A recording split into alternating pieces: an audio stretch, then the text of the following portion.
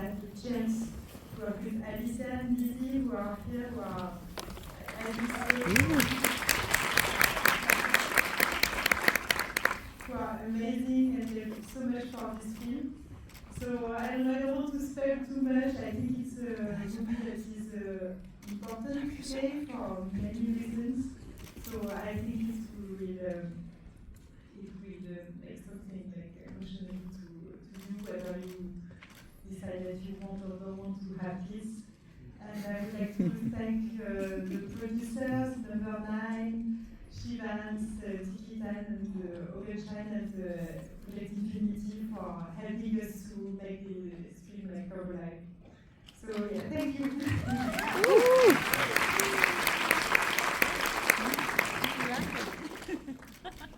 Enjoy. Thank you. The assessment. Let's give this incredible movie another round of applause. My name is Tony Jeffrey. I'm a film critic for Variety and RogerEbert.com, and it's my great honor to introduce our panel of guests. First, please welcome the director, Fuller Fortune.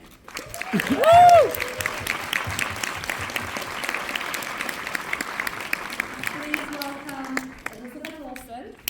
And please welcome Alicia Vikander.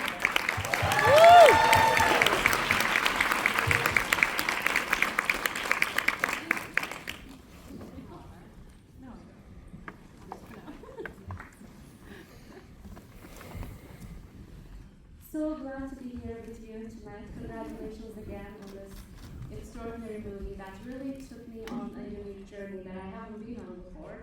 I would love to start with you, Fleur. Please tell us a little bit about your inspiration to tell this story. I know you're working off of other scripts, so how did the script find itself to you, and why did you want to make it? I think when Stephen Lee sent me the script, I was working on the sci-fi feature that I was writing, and at the same time I was struggling to have kids. I was doing IVF for years, doing adoption meetings. So when I read the script, I could totally feel as like India and Orion, like this couple, because I was feeling like I was going through absurd tests, and I don't know, so like the way the world is evolving, like politically, all that, I think it made a lot of sense to me to do like a test that doesn't make any sense. And we were just talking a little bit inside. You have told me that for the character Mia, you actually had Elizabeth in mind for a while, so tell us a little bit about that before I bring Elizabeth and Lucy in. I think that Lizzie has that connection that is like so, I don't know, that I feel super rare, that is so true and intimate and at the same time so powerful that it's a great connection with the audience, and I knew she was going to be the lead for the people to feel like they are tested themselves, because you need to feel those emotions in a very truthful way. And truly, I feel like we are in a way as audience in Mia's journey as well, because we have no idea where the assessment is going to go. So I would love to bring you in next, Elizabeth. Tell me a little bit about what you were most excited about exploring through Mia, this determined, practical, pragmatic, very smart woman. What drove you to her? I think that it was really the film as a whole that I was most excited about. I really love watching films where the rules of the world are slightly separate from ours. Mm-hmm. I think it allows for a lot of creative ways to play as an actor. And so within this film, it wasn't just the rules of the world, it was also the rules within this dynamic and the situation that these three characters are in with one another, that I found to be a really exciting opportunity to find a playful tone while also suggesting huge themes in our world, without messaging to people what they should take away from it, but more just thinking about these much larger ideas, whether it's our use of using up resources, people trying to live longer, like transhumanist movements or whatever.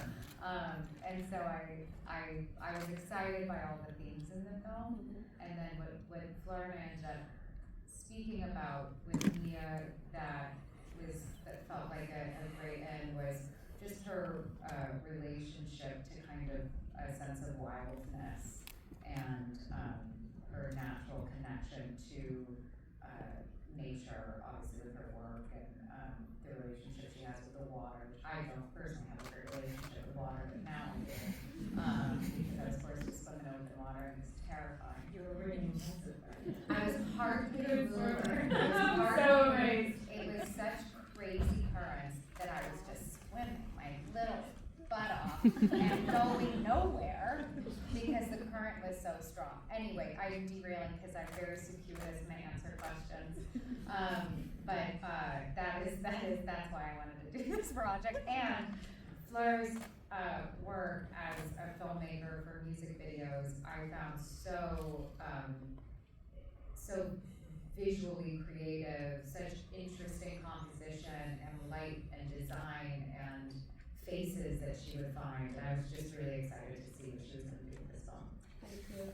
And Alicia, I would love to ask you, your character, Virginia, is really the one who takes us all in this crazy journey that we have no idea where it's going to go. Tell me a little bit about how you constructed her range of ages. You're playing a baby and a toddler and someone older, and the sky is the limit with what you do with this performance. Tell us a little bit about building that. Yeah, I mean, it started with obviously a lot of conversations between Flo and I too, when I wrote the script the first time, felt like that mystery was there. I was too wondering where is this heading and who's this woman and what does she want? And I think then later on, I mean, I one great thing that Flo started to do, which just kind of works for me, she just like, without any text, she just like started to text me images of like people in weird shapes, like standing on their head, or like, you know, and I was like, I loved it, nothing more, and I was like, I like her, and I get it. I felt things, and I saw things, and like my, imagination and creativity started going. And then, and I think when I started to read, I also started to feel like that there were different ages that I wanted to kind of see if there were. So I started to put in different numbers instead of different scenes, to see if I could, find physicality that kind of, could relate different ages, and then therefore maybe put them through slightly different tests. Yeah, I mean, it was pretty terrifying to be honest that day. I think apart from the fact that Lizzie was already attached when I read it, and I thought that would be, I'm such an admirer of her work, and I felt that could also be something quite interesting in that specific relationship. And that was something we discussed quite early on with Fleur as well, about how, yes, you could have read the script as her coming in and kind of like a bulldozer, taking this couple through this test. But I felt like deep down that we wanted to develop this connection and how these women actually, like on a certain level, going through something very similar, and so that was quite at the heart of something I really cared for and wanted the character to come out. Wonderful, thank you. And Elizabeth, I actually want to ask you, because obviously everything Virginia does is a surprise to your character and a surprise to the audience. But as an actor, were you also surprised by some aspects of her performance, or to the extremes that she was going to go that you didn't know about, that maybe informed your own way of performing and approaching Mia? I think every day was a discovery and a surprise.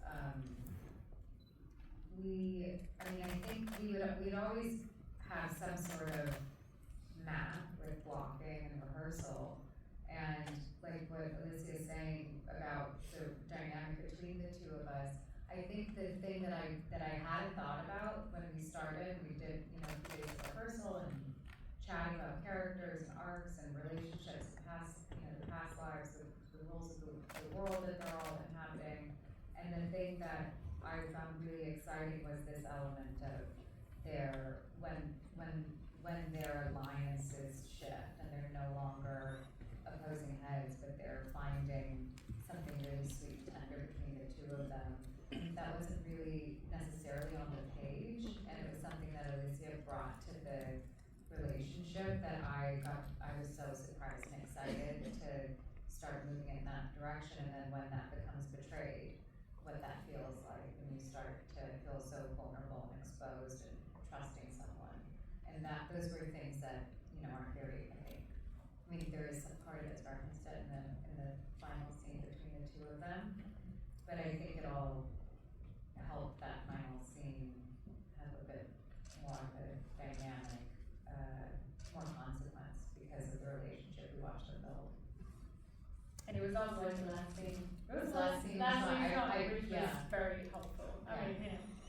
Did you go in chronological order generally to kind of keep up with the headspace? Or No, we did exteriors and exteriors in a different country. No, I was so amazed at how they could deal with that, because we did the first Tenerife and we did all the exterior, so it is like also entering the house and then you have the following. I mean, everything. It is like the fire scene also before like all the beginning of the film. So yeah, it was. But I don't feel like you feel it. And I do want to follow that up with a very design-specific question, because I just really absolutely adore the production design in this movie. It's very much related to our own world, but I think you were saying, Elizabeth, that is also outside of our own world. It has a bit of a 70s vibe. You know that it's a sci-fi, but it doesn't have this cliche way of telling a sci-fi story with super minimalistic sets. So tell me a little bit about your approach to production design, which is very unique and specific. I think I'm a huge fan of sci-fi, but most of the time I feel like we see always the same thing, and also that it's so cold that I cannot, like, I'm only looking at the visual of it and I cannot enter the story and feel for the characters. And for me, like, the most important was like them and what they were living. So I didn't want it to be like, I don't know, too far from us. So I was digging into reference from you have a lot of retrofuturism in the 70s. So I dig into that, and also with Janovic, the production designer, when we first scouted Tenerife. It's like so windy, it's volcanic, there is, you can use the material that are there, so then it gives, and also the fact that Mia is working with plants, you know there's no forest anymore, so there's no wood, so it gives you a lot to then build the house with things, like it's glass is made of sand, like what Ariane is working from is it's kind of nanotechnology, it's the sand of so all that makes sense in a certain way. Even if you don't understand it when you watch it, it makes sense in the film. And also I thought it was very important that each of their space, like Mia's greenhouse, she can fix and touch everything. It exists. It's tangible. Like it's real and raw and also almost old school. And Ariane lives in something that is surreal, that it doesn't exist, that is empty, and so it makes sense with who they are. And Virginia, in the end, she has little pieces of all she's been through, and you understand how she doesn't come from the same background, and how they are wealthy and more lucky than her.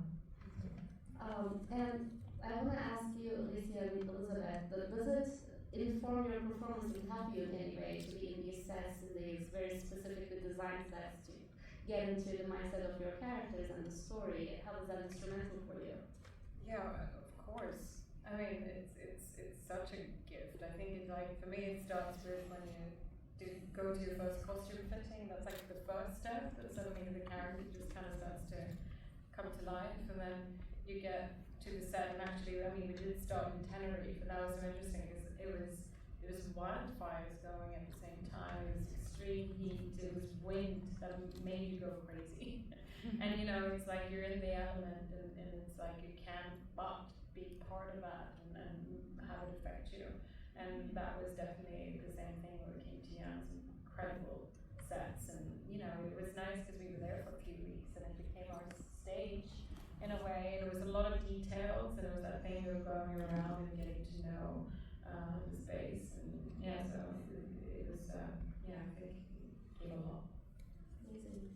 Well, as much as I initially was frustrated with the idea of shooting all the exteriors first, because a lot of them are almost like stitches to the entire arc of the film. I found that to be just a technical challenge, but who cares, because it doesn't matter. It's either it works or it doesn't work, and it's boring to an audience to hear, so I won't talk about it. But and I already did. And so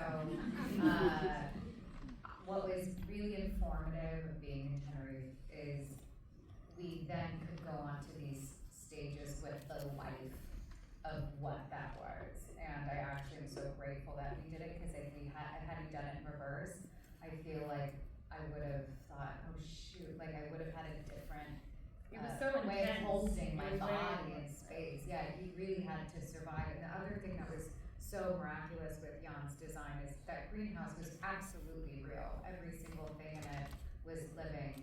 The water system was functioning. The whole thing was fully practical, and he set it on fire. And only in an independent film do you make something so real and detailed, and then you just set it on fire. It was so intense for us all, I think, to watch it in real. We didn't know how big the fire was going to be, and we assumed the safe zone from the glass breaking. And so we stayed as long as we could in the shot before it got a little too close. But I've never had an experience that felt like you really felt the environment in the way that we were able to and got to, and the allowance that everyone gave us to do that, I felt was really important for all of us. One of my favorite things about this film, Fleur, is the pacing of it. How soon or how not so soon we find little details about each character and each situation, to the point where when everything culminates in the end and you have this whole new way of looking at everybody, you want to just go back and watch the whole film again with those new insights. So I'm wondering, you know, I know it's not your script, but when you came to the project, how much did you play with the script to fine-tune that perfect pacing that we see in the film? I mean, like originally it's not. I didn't write the script, but then we developed for more than 5 years. And there was the two original writers that had the amazing idea. That another writer came on board, John, and he's a playwright, so he could bring in the tone of the film. That was like the most difficult for me to reach. I knew I wanted to have a tone that was a little bit also absurd. And all the details, yeah, it was. I knew it's a chamber piece, that it was the characters are like so important again. So I wanted to be complex characters that have a backstory and all those details also, because there is like as you say, many things also in the story, like the blue stick that she saw, and then we find the blue stick in the end. And I think that is. I mean, it's very important that it makes sense. So again, it's a lot of work, so that's really, it was 5 years. But I think, yeah, first emotionally, how to have characters that you can feel for, and when they read, they want to play that character, because it's not like empty and just one layer. And also to, since it's a thriller also, so it means that a lot of detail in the story, you have to think them back, and the fact that it's science fiction, also it's a universe that needs to have its own rules, so it needs to make sense. And I'm also wondering, you know, because it's all the interiors are in one location, how challenging is that as a filmmaker to steer an entire story in one location? And how did you approach the challenges of that visually, to separate the set pieces from each other with some details that you wanted to amplify? Yeah, I think the fact that it was one location, like a chamber piece, scared me a lot. I was like, damn, I'm doing my first picture, it's in English, it's not my language. It's a chamber piece, it's like directing a theater piece, you know? And I was like, why are you doing that? And I don't know, I think I was preparing a lot. And I think 4 days before, I would meet at your house. And I was like, can we talk about that scene? And Alicia looked at me, she's like, Fleur, I think you're more ready than a lot of directors I work with. I was like, thank you for telling me that. Because then I was like, okay. Thank you. I think we have time for a few audience questions if anybody wants to. Yes, you. Yes. Hello, my name is Blake Lamel. First off, excellent picture. Amazing. Like, I feel like you guys can take this all the way to the Academy Awards. Great performances from you all. But my question is, one, I don't know if you stated it, but I wanted to know where the location was shot at. And two, I love the colors that you used in the set design. I felt like the world you built was a character in itself, beautiful. And I wanted to know, how did you come about choosing the colors for this film? Even in the transitions for the days, I thought that was brilliant. Thank you. I'm going to repeat the questions briefly. First, very louder compliments to the movie. The first question is about the locations, the specific locations of the shooting where there was, and the second question is about your color palette. That was a world on its own, and how did you come to those different colors? I think the location, I was looking for a location in the script was a house on the beach. And I knew I didn't want it to be like a Paradise Island. For me, it had to be, a little bit like what is the world after all that happened, after all the wars, after all the pandemic, stuff like that.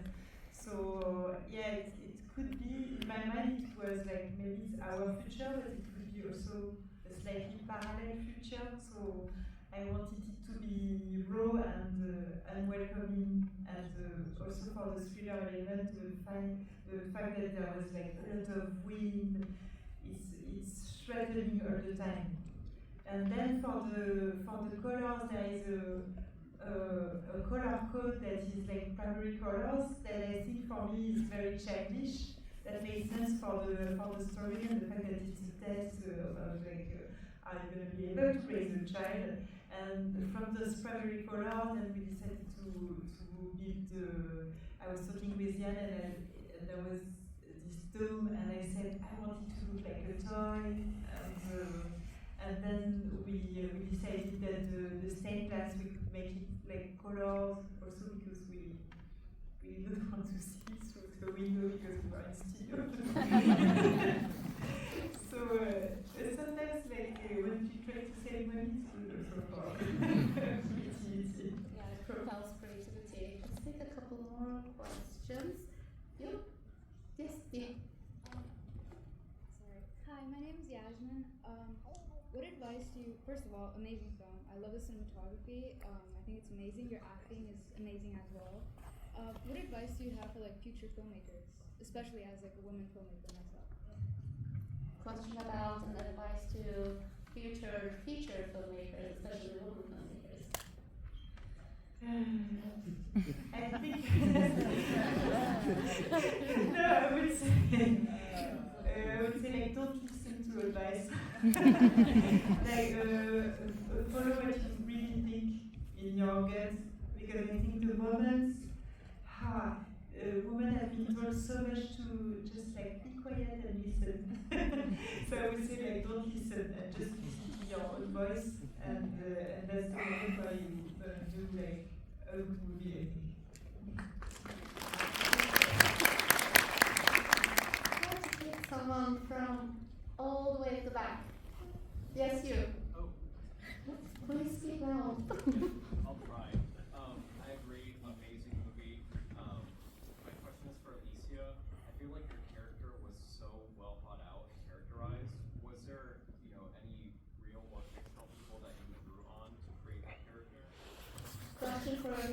whether you... I've never met Virginia, thank God.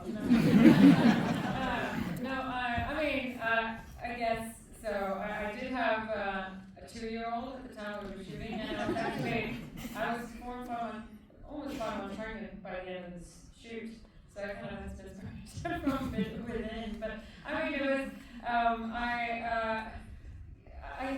it's so interesting. I think going into it, I was looking at any child passing me on the street. I was looking at my son eating, and just took it all in. But then when I actually got on set, the one thing that it was kind of a revelation immediately, was that I started, I had thought these things out. I was nervous to perform them for the first time, but then I started to do it, and then it kind of, it started to feel very natural to me.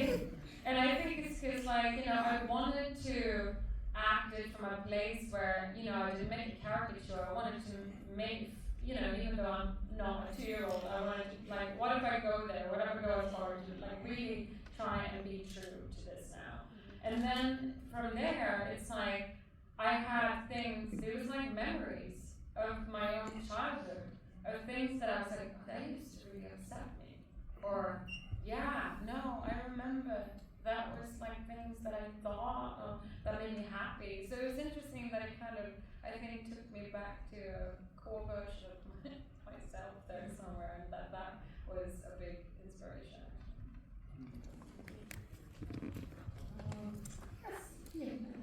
So, the movie was phenomenal. I think everyone's acting was amazing. The movie was really well thought out. I was wondering how you guys, what inspired you to take on this film?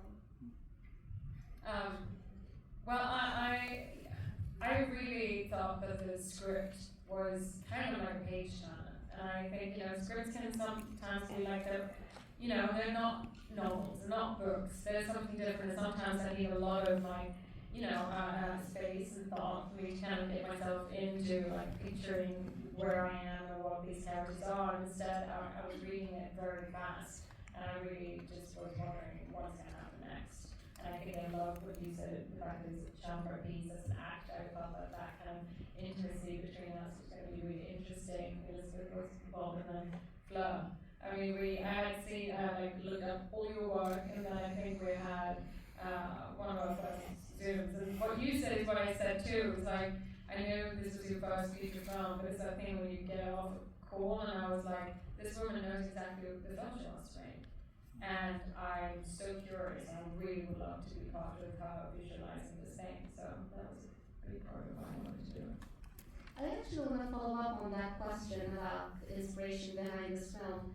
Another avenue that I was thinking about is how in today's world I feel like we are all constantly being assessed, constantly being judged, either on social media or in person in our lives. I'm wondering if this was an avenue that you considered at all in engaging with the story and these characters. I'm not sure, in a sense of being... You and I don't have social media. I have this disease where I don't seek validation from others, and I could benefit from some.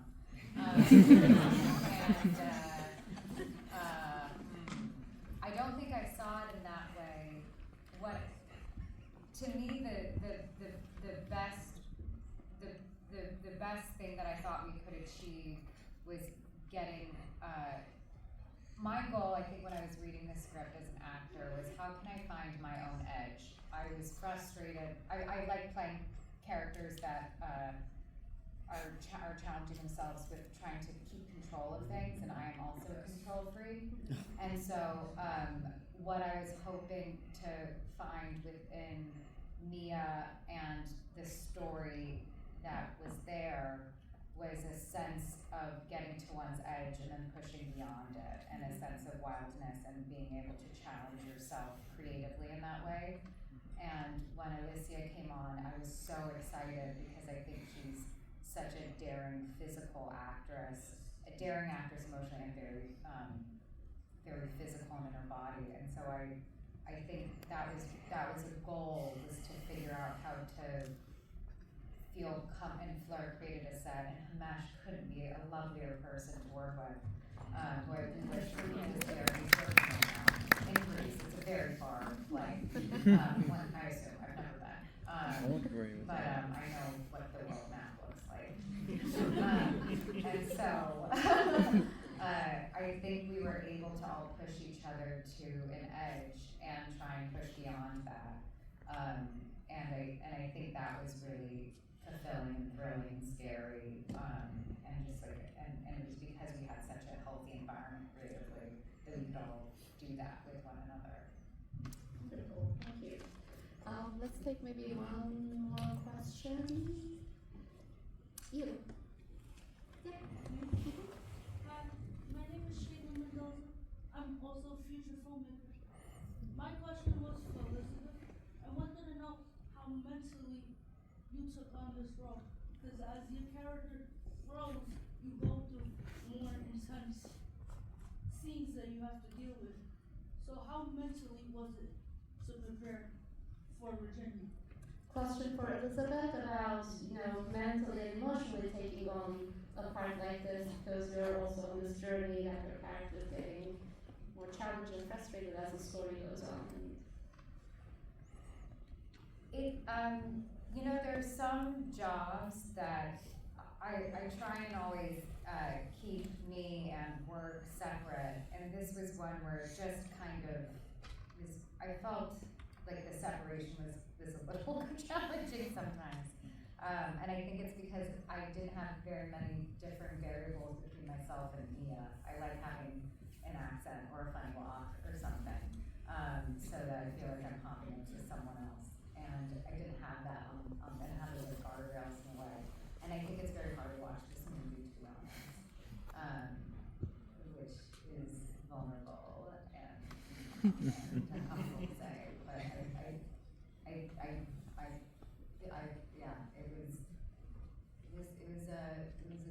was a great ride together. We have time for one final question. Let's make it a good one. Hey, you. Hi. First and foremost, I thoroughly enjoyed this picture very, very much. I think it thought-provoking and profoundly heartfelt. Especially for Miss Olsen, your scene when you're sitting on the couch and Alicia Vikander's character telling you that you feel yourself. That scene, when I see your tears, it's so organic. Like, anger is easier to perform, but something from the inside that is so organic, it's so sublimely powerful and sublimely moving. And the scene where you're talking about to Alicia Vikander, that why I feel the assessment, and Alicia Vikander told you about her daughter's death. And I saw that through tears again, and I saw that it's about empathy, and I really relate to that. I got 3 real quick questions. First and foremost, the scene when you're Miss Alicia Vikander urinating on Minnie Driver's character and Elizabeth Olsen's character, Miss Olsen's character, you slap her, Minnie Driver, was that cursed? And second of all, what was the toughest scene to shoot within all the film in this entire picture? And for director Phil, I would love to ask you a question about when you were filming this picture. Is there any films that you saw that you want to pay homage to, or you saw the films that influenced you to make a couple of directorial shot decisions? Any films? We have 3 final questions. I think the first one was about the dinner scene, and then the slap, the escalation. Was that rehearsed? That's the first question. The second one is, does anyone have a tough day or a tough scene that you were shooting? And then the last question was for you, for whether there was any cinematic influences or homages that you wanted to pay. I'll answer the first one. Absolutely rehearsed. If I had smacked Minnie Driver, I don't know what would happen to me. That's it.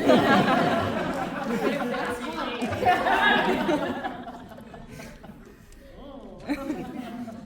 So maybe we can start with you. Was there a specific scene that challenged you the most?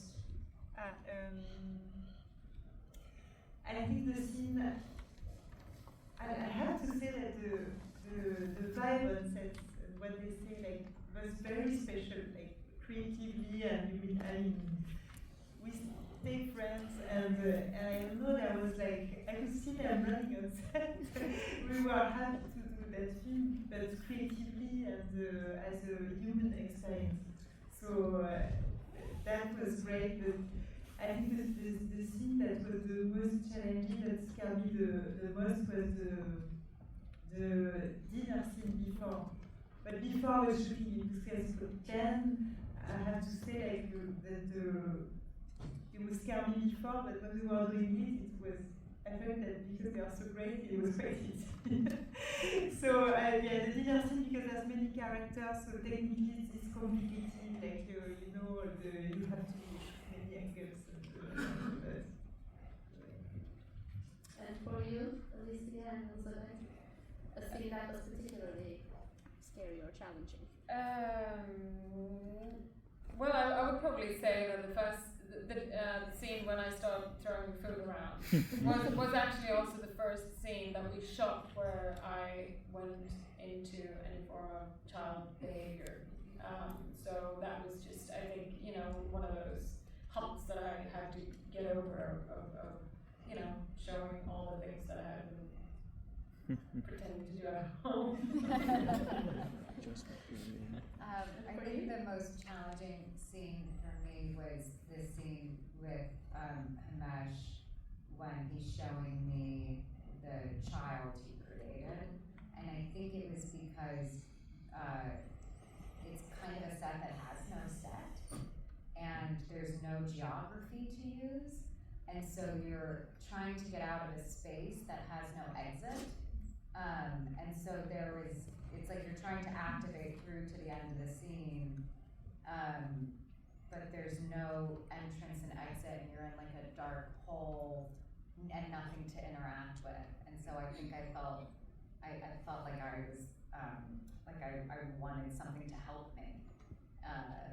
And then also having to hold a real child and then drop a fake child, maintain your focus on that, those kinds of things. But I really think it was because you're in this empty void, and it's sometimes useful as an actor to have other things to interact with, spaces, furniture, objects, and there was nothing.